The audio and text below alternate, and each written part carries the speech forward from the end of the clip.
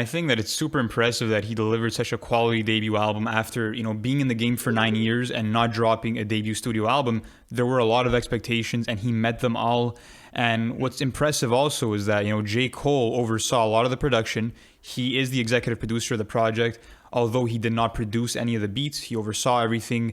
And it's crazy that, someone of J. Cole's nature, who is totally in a different, lane than Young Thug, is able to see his genius and the way that he can manipulate his voice, to see how dynamic he can be as a rapper, and also how crazy his flow switches can be. So it's pretty cool to see J. Cole kind of recognize Young Thug's genius. Yeah, and it sounds like a complete album. Like there was such a coherent sound going on, and Young Thug set this aesthetic, especially within his production, to have fun while listening to this. This is an album where you don't have to think. This is an album where you just have to vibe out and you have to understand what's going on. And I think it did exactly that. Like, you don't have to go through this album and question 50 different things, or what did he say here, what did he say this, and that's what I love about it, is that it's here for the sheer just pleasure. It's here just to have fun, and of course that's what it says. Yeah, and I think that one major aspect that people are always going to remember about So Much Fun is the actual album cover, which is a big Young Thug face, where we have 803 photoshopped Young Thugs within that image.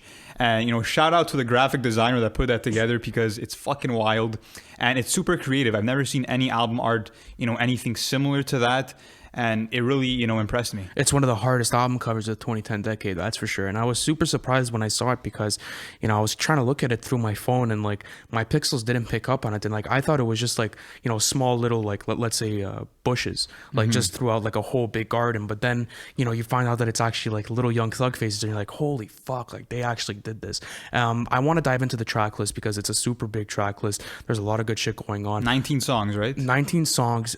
There is skips. Unfortunately, in this track list, there is skips. Unlike the other ones, you can make the argument that there's not really any skips with, let's say, World, or there's no skips going on with Culture. There's no skips on, Lil Uzi Vert versus the World. There's no skips with DS2. But, So Much Fun has skips. It's unfortunate, Definitely. but it is what it is. But there's super big highs on this. And one of the biggest highs is actually Big Tipper for me, bro. Lil Keed did his shit on this, and he went fucking crazy. I would say that my favorite song is probably Ecstasy, but then MGK had to hop on it and just fuck it up for me. And now, like, it went from being my most listened to song to me not playing it at all, just because I can't fucking bear that feature. No, it's I horrible. really can't. It's a horrible feature. It's rough. It's rough. It's a rough feature, but there's still the non-MGK version on YouTube. But yeah, I mean that meme's gonna stay for a while. MGK ruined Ecstasy. Yeah. Harsh on him, but he kind of did. What would you say are your top 3 tracks on this project? Ooh, top 3. So I'm gonna include the deluxe version. By the way, I love the red album cover for the deluxe version. Just amazing.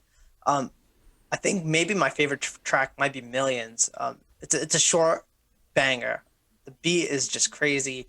Young Thug spazzes on it. His flow and his charisma on the chorus, the way he says millions and just that little slur, it just makes it just an almost perfect track. I think my second favorite might be the London. I'm a personal huge Cole fan, and I loved how he slid on a bit more of a trap beat. Travis Scott with the deeper voice, I think he sounds really good with that deeper voice on the chorus as well.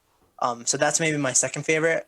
And then third favorite is it's a little tough. I really like Bad Bad Bad because I'm a big Baby fan. So I love his I love his chorus there, especially. Sup Mate is also pretty funny to me because I grew up in the UK.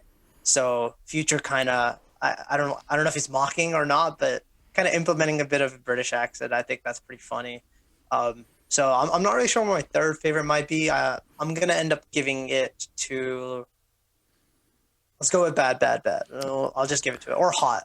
I don't think it's. Well, there's too many bangers to be able to say anything. And it's tough to say. Yeah, it is tough to say, and it was super impressive to see what he was able to do with the track list because, as we mentioned before, Young Thug only dropped mixtapes and EPs. He never really had his first studio album, and people, I wouldn't say we're counting him out, but like people didn't ever see him topping Barter 6 or even coming close to that.